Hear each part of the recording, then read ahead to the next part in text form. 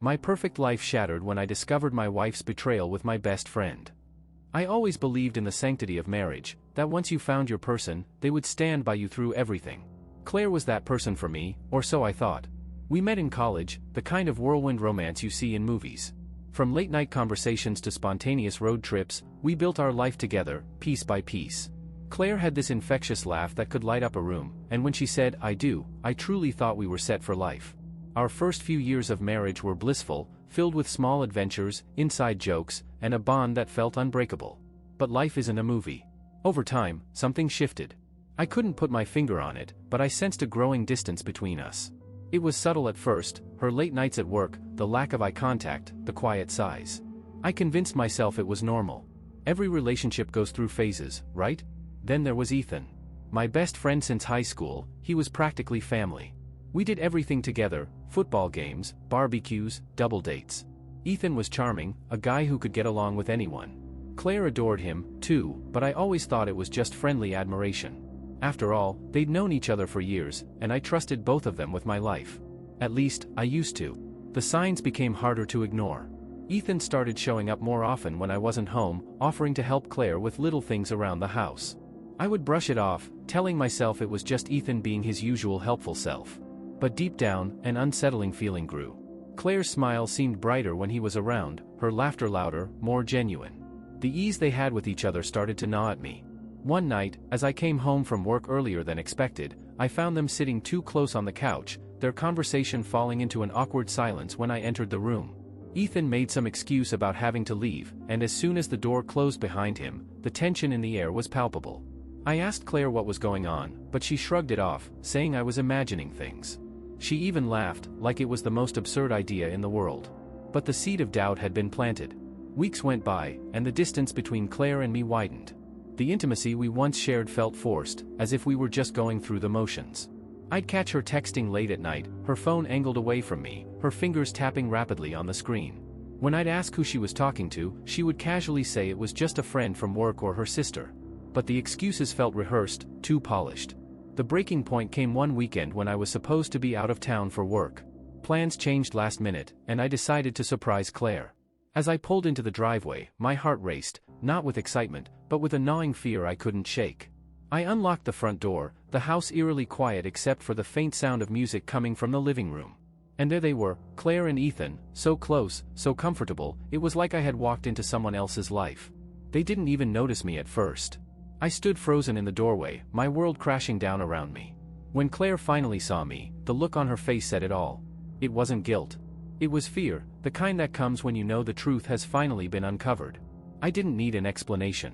The betrayal was clear, and in that moment, everything I had believed in, everything I had built with Claire, shattered into a million pieces. The silence that followed after Claire's and Ethan's shocked expressions felt deafening. I didn't know how long I stood there, my eyes locked onto them, my mind racing to catch up with what my heart already knew. They both sat frozen in place, as if time itself had stopped, leaving us trapped in that agonizing moment. Claire was the first to break the silence. She stammered, her words jumbled as she struggled to form a coherent sentence. "It's not what you think," she managed to say, her voice trembling, but the look on her face told a different story. It was exactly what I thought. Everything I had tried to ignore, all the subtle clues I brushed off, they were real. My suspicions weren't paranoia, they were a warning. Ethan stood up, his hands raised in a futile attempt to de-escalate the situation. "Bro, let me explain," he said, his voice calm but strained, as if he thought he could talk his way out of this. But there was nothing to explain. The truth was sitting right in front of me, plain as day. I didn't need excuses or apologies. I needed answers, but more than that, I needed to process what had just happened. I could feel the anger rising in my chest, a burning fury that threatened to boil over. But instead of exploding, I found myself asking the only question I could muster: how long? My voice was low, controlled, but every word carried the weight of betrayal. I needed to know the extent of their deceit. How long had they been playing me for a fool? Claire's eyes filled with tears, but I wasn't sure if they were tears of guilt or fear of being caught.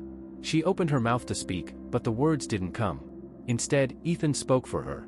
"It's been a few months," he admitted, his voice barely above a whisper. Months. For months, they had been sneaking behind my back, while I had trusted both of them with everything. The realization hit me like a punch to the gut. I laughed, a hollow, bitter sound that felt foreign in my own ears. Months. They had been lying to my face for months, pretending everything was fine, while they were building something behind my back. I looked at Claire, searching for any sign of the woman I had once loved, the woman I thought I knew. But all I saw was a stranger. What was this, Claire?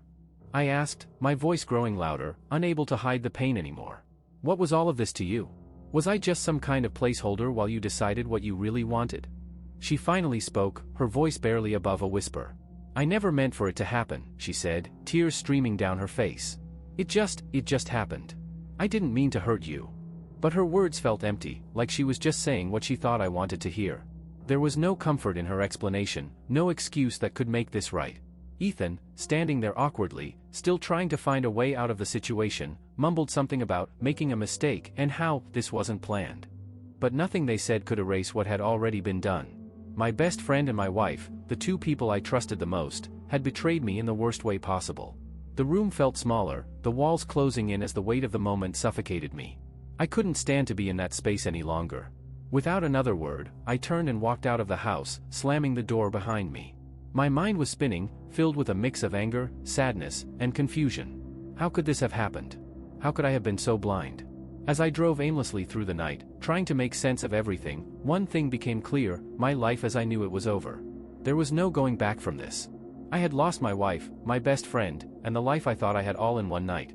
Now, I had to figure out what came next. The following days felt like a surreal nightmare. I moved through life in a daze, going through the motions without really being present. Friends and family reached out, concerned about my sudden withdrawal, but I couldn't bring myself to talk about it. How do you explain that your entire world has crumbled because of two people you loved? I stayed at a friend's place for a while, trying to put some distance between myself and the memories of our home. My friend Tom was a good listener, but even he didn't know how to navigate the chaos in my head. I would lie awake at night, staring at the ceiling, haunted by images of Claire and Ethan together. The betrayal twisted like a knife in my gut, and no matter how hard I tried to push those thoughts away, they lingered, gnawing at me. As the days turned into weeks, I realized I couldn't avoid confronting the situation any longer. I had to face Claire and Ethan, not just for closure but for the sake of our shared past. I decided to arrange a meeting, a neutral ground where we could talk without the emotions of that fateful night hanging over us. I chose a coffee shop, a place filled with familiar faces, hoping the busy atmosphere would distract me from the impending confrontation. When I walked in, I spotted Claire and Ethan sitting at a corner table. The sight of them together sparked a whirlwind of emotions: anger, sadness, betrayal. They looked so comfortable together, like nothing had changed. As I approached, I could see Claire's anxious expression, and for a moment, I wondered if she felt any remorse for what had happened. "Thanks for coming," Claire said, her voice barely above a whisper. "Let's just get this over with," I replied, trying to keep my tone neutral despite the storm brewing inside me. Ethan shifted in his seat, clearly uncomfortable. "I want to apologize," he said, his voice steady but filled with regret. "I never meant for it to go this far. I care about you, man." But his words felt hollow. How could he say he cared when he had betrayed me in the worst way possible?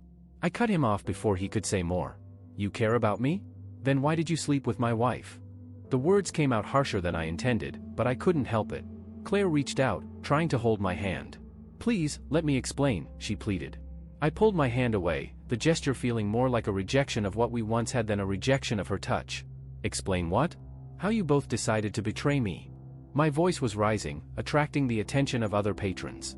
"How you turned our marriage into a joke." Claire's face crumpled, and I could see tears forming in her eyes. "I made mistakes, and I regret them. But I didn't want it to hurt you. I thought I could fix things before you found out." "Fix things?" I echoed, incredulous. "You thought you could fix your marriage by cheating on your husband? With my best friend?" The conversation spiraled into a mess of accusations, hurtful words exchanged like punches. I wanted to hear her admit her wrongdoing, but every time I pushed, she deflected, saying it was complicated. She blamed herself for falling into a routine, for seeking comfort in the wrong places, and for letting things get out of hand. In the end, I realized I wasn't going to get the closure I was seeking. This meeting wasn't going to provide any answers or heal any wounds. It was merely a reminder of what I had lost and how far we had all fallen. As I stood up to leave, I looked at both of them one last time, my heart heavy with sadness. "Goodbye, Claire," I said, my voice cracking. I turned and walked away, leaving them behind, leaving behind the life I thought I knew. That night, I returned to my friend's place, feeling even more lost than before. The anger and betrayal felt insurmountable, but deep down, I knew I had to find a way to heal. The pain was real, but so was my desire to reclaim my life. I just had to figure out how. After the confrontation, I fell into a routine of isolation. I spent hours at the gym, pouring my anger into lifting weights, trying to transform my pain into something tangible. It became my therapy, an escape from the thoughts that constantly haunted me. I would run until my legs burned and lift until my muscles ached, hoping that physical exertion could somehow numb the emotional turmoil. Friends began to worry. Tom, in particular, pushed me to join him for a night out, to socialize and get my mind off things. I resisted at first, feeling like a ghost in my own life. But eventually, I agreed, hoping that a change of scenery might help. We went to a local bar, a place filled with laughter and music. I felt out of place, like I was watching life unfold from behind a glass wall. But as the night wore on, I began to relax. I met new people, shared some laughs, and for a brief moment, I felt a flicker of hope. That night, I met Maya, a woman with a contagious smile and a fierce spirit. We started chatting, and I found myself drawn to her. She was witty and kind, and for the first time in months, I felt a spark of interest. We exchanged numbers, and though I hesitated, I knew I needed to try to move forward. Over the next few weeks, Maya and I went out a few times. She was refreshing, a breath of fresh air in the chaos that had become my life. It was easy to forget my past with her by my side. Yet, the shadow of Claire and Ethan always lingered. I would catch myself hesitating, feeling guilty for enjoying someone else's company after the betrayal I'd endured. One night, as we were walking through a park, I finally opened up about my past. I told her everything, how Claire had betrayed me, how Ethan had turned his back on our friendship. To my surprise, Maya listened intently, her expression a mix of sympathy and understanding. "You deserve better than that," she said softly, her eyes searching mine. Her words hit home. It was what I needed to hear, a reminder that I was worth more than the hurt I had experienced. But the fear of opening up to someone new held me back. What if I got hurt again? What if history repeated itself? After weeks of dating, I found myself at a crossroads. My feelings for Maya were growing stronger, but I couldn't shake the weight of my past. One night, after a particularly fun date, I drove her home, feeling more conflicted than ever. As she leaned in for a kiss, I pulled back, my heart racing. "Maya, wait," I said, panic setting in. "What's wrong?" she asked, concern etched across her face. "I don't know if I can do this," I admitted. "I'm still dealing with everything that happened. I don't want to drag you into my mess." Maya smiled gently, a warm expression that calmed my racing heart. "I'm not asking you to forget your past. Just don't let it hold you back from finding happiness. You deserve to be happy." Her words resonated with me, and for the first time in months, I felt a glimmer of hope. I realized that I didn't have to carry the weight of my past forever. I could choose to move forward, to embrace new experiences, and to let go of the pain that had kept me shackled for too long. With that realization, I took a deep breath and leaned in, finally allowing myself to feel the warmth of her lips against mine. It was a small step, but in that moment, I felt a weight lift off my shoulders. I wasn't completely healed, but I was starting to reclaim my life, one moment at a time. As the days turned into weeks, I allowed myself to explore this new relationship with Maya, even as the echoes of my past occasionally surfaced. I began to see the possibility of a future filled with hope and love, a future that didn't revolve around betrayal and pain. But just as I started to embrace this new chapter, Claire reached out again, asking for a meeting. My heart raced at the thought of seeing her again. I had moved forward, but a part of me was still tangled in the past. I wasn't sure I was ready to face her, but I knew I had to confront this chapter of my life one last time. The request from Claire hit me like a wave, crashing against the fragile stability I had built in the weeks since our last encounter. I wasn't sure what I would say or how I would react, but I knew I couldn't run from my past forever. I agreed to meet her, choosing a quiet cafe, somewhere neutral and public, where I could control the environment if things got heated. As I waited, a mixture of anxiety and apprehension coursed through me. Would she come to apologize? Or would she simply want to drag me back into the chaos of our broken relationship? When Claire walked in, my heart raced. She looked different, less confident, as if the weight of her actions had finally caught up to her. "Thanks for meeting me," she said, her voice shaking slightly as she sat down. "Let's just get to it," I replied, cutting straight to the chase. "What do you want?" Claire took a deep breath, looking down at her hands before meeting my gaze. "I wanted to apologize," she said, her eyes glistening with unshed tears. "I know I hurt you more than anyone ever could. I've regretted it every single day since." For a moment, I felt a flicker of sympathy. But then the memories of betrayal surged forward, reminding me of the pain I had endured. "Apologies don't change what happened, Claire," I replied, trying to keep my tone steady. "You and Ethan destroyed everything we built together." "I know," she said, her voice breaking. And I'm sorry. I was lost and made terrible decisions. I never wanted to hurt you. I don't know what I was thinking. As she spoke, I realized that this conversation wasn't just for her, it was for me. I needed to confront the emotions that had been swirling inside me, the anger, the sadness, and the confusion. Do you think you can just walk back into my life and pretend like nothing happened? I asked, my voice rising.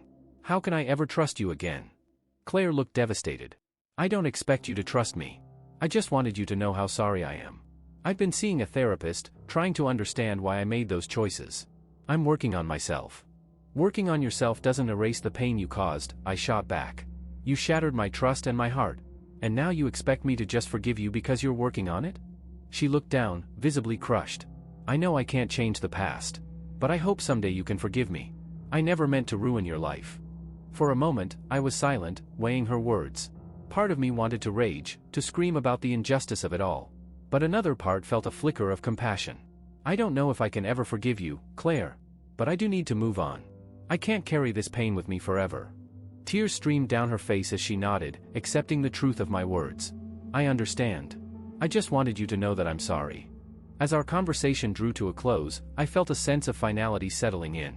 This chapter of my life was ending, and it was time for me to step into a new beginning. I stood up, ready to leave, but paused for a moment. I hope you find what you're looking for, I said, my voice softer now. Thank you, she whispered, her eyes filled with sorrow. I walked away, feeling lighter than I had in months. The pain of betrayal was still there, but it no longer felt like a weight I had to carry alone. I had faced the source of my hurt, and now I could truly focus on rebuilding my life. In the following weeks, I immersed myself in my new relationship with Maya. Each day felt like a fresh start. I learned to trust again, to laugh, and to enjoy life's little moments. The memories of Claire and Ethan would always linger, but they no longer defined me. I was no longer just the guy who had been betrayed, I was someone who had faced his demons and chosen to move forward. I had found strength in vulnerability, and in doing so, I began to reclaim my happiness. The journey was far from over, but I was ready to embrace whatever came next. With each step, I felt more in control of my life, ready to write a new story, one that was filled with hope, love, and a future I could believe in. As the weeks passed, my relationship with Maya deepened. I found solace in her laughter and warmth, the kind that felt like a safe haven after the storm I had weathered. With each date, each shared moment, I felt the scars of my past begin to fade, replaced by the thrill of building something new.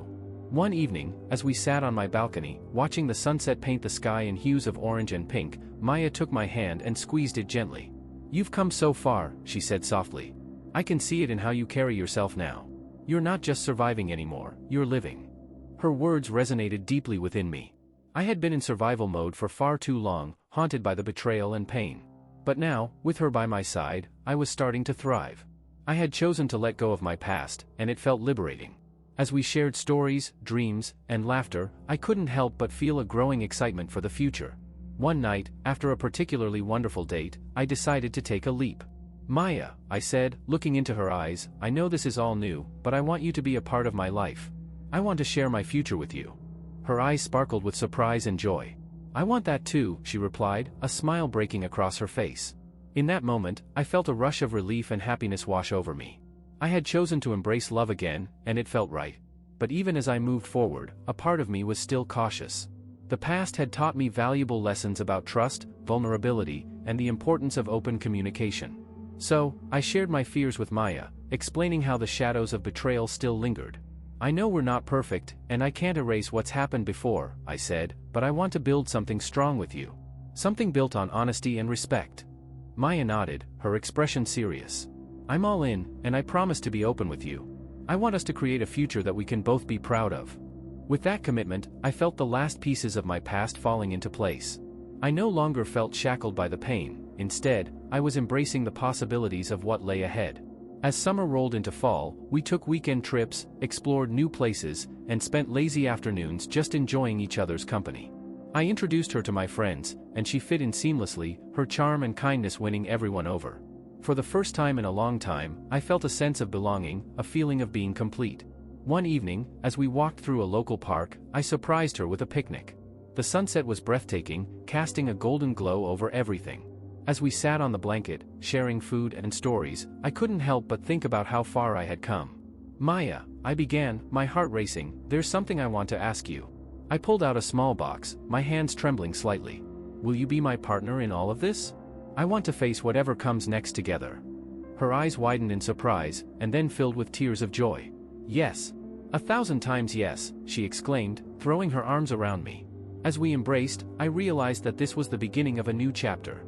I was ready to leave the shadows behind and step into the light, hand in hand with someone who truly understood me. The journey had been long and arduous, but I had emerged stronger, wiser, and filled with hope. I had learned that life could still be beautiful, even after heartbreak. And so, as I looked at Maya, the sunset casting a warm glow around us, I knew that together we could face anything.